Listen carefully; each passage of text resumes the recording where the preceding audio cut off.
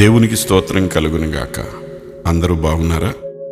యథార్థవర్తనుడగు నీతిమంతుని పిల్లలు వాని తదనంతరము ధన్యులగుదురు. సామెతలు 27. యథార్థత అనేది మనుషులందరూ నిన్ను చూస్తున్నప్పుడు కనిపించేది కాదు. నిన్ను ఎవరూ చూడనప్పుడు నీవు ఏమై ఉంటావో అదే యథార్థత. అది ఒక నైతిక స్థాయి. నీ చుట్టూ ఏమి జరుగుతున్నప్పటికీ ఆ స్థాయి నుంచి నీవు ఎప్పటికీ దిగజారవు. అదొక ఉన్నతమైన స్థితి. యథార్థత, సత్యసంధత, మర్యాద ఎన్నడూ వమ్ము కాని పరువు ప్రతిష్టలు. ఇతరులు మనకేం చెయ్యాలని ఆశిస్తామో దానిని మనం ఇతరులకు చేయడం.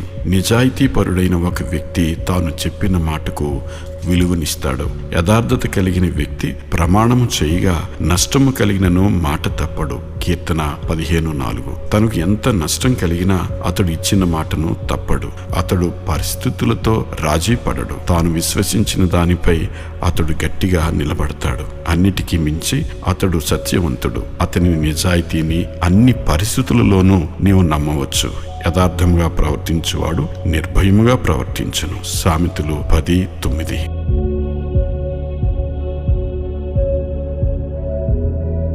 దైవజనుడిగా, సేవకుడిగా దేవుడు ఎందుకు మీకు నియమించున్నాడు ఇక్కడ నాయకుడిని అంటే మిమ్మల్ని ఖండించడానికి, మిమ్మల్ని గద్దించడానికి, మీకు బుద్ధి చెప్పడానికి, మీరు చేస్తున్నది పొరపాటు అని హెచ్చరించడానికి. నాయకుడే లేకపోతే ఎవరు హెచ్చరిస్తారు మిమ్మల్ని? ఇప్పుడు మీరు చేస్తుంది తప్పు అని హెచ్చరించాలంటే ఎవరు ఉండాలి?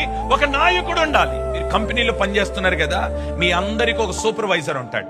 ఈ సూపర్వైజర్ బాధ్యత ఏంటంటే మిమ్మల్ని గమనించుకోని, పొరపాటు చేసిన వాళ్ళని సరిచేయడానికి, ఇక మాట అయినకపోతే వారిని బయటికి. ఈ సూపర్వైజర్ కి ఇంకొక ఆయన ఉంటాడు హెడ్, దానికి ఇంకొక ఆయన ఉంటాడు ఎండి. అలాగనే సంఘానికి ఒక నాయకుడిని దేవుడు ఏర్పాటు చేసినాడు. ఈ నాయకుడి నోట నుండి వచ్చే ప్రతి గద్దింపు ఎవరి మాట? ఇప్పుడు నాయకుడి మీద నువ్వు నింద మోపినవంటే ఎవరిని మీద మోపినట్టు? పేరుకి అనేది ఏంటో తెలుసా? మా ఆత్మీయ తండ్రి అండి, మా ఆత్మీయ తల్లండి, వాళ్ళు కాకపోతే మమ్మల్ని ఎవరంటారండి అనడం వరకు బానే అంటున్నావు. ఒక్క మాట అంటే చాలు ఎవరిని విసర్జిస్తున్నావు? నువ్వు దేవుని విసర్జిస్తున్నావు. సరి చేసేవారు లేకపోతే నువ్వు సరిగా నడవలేవు.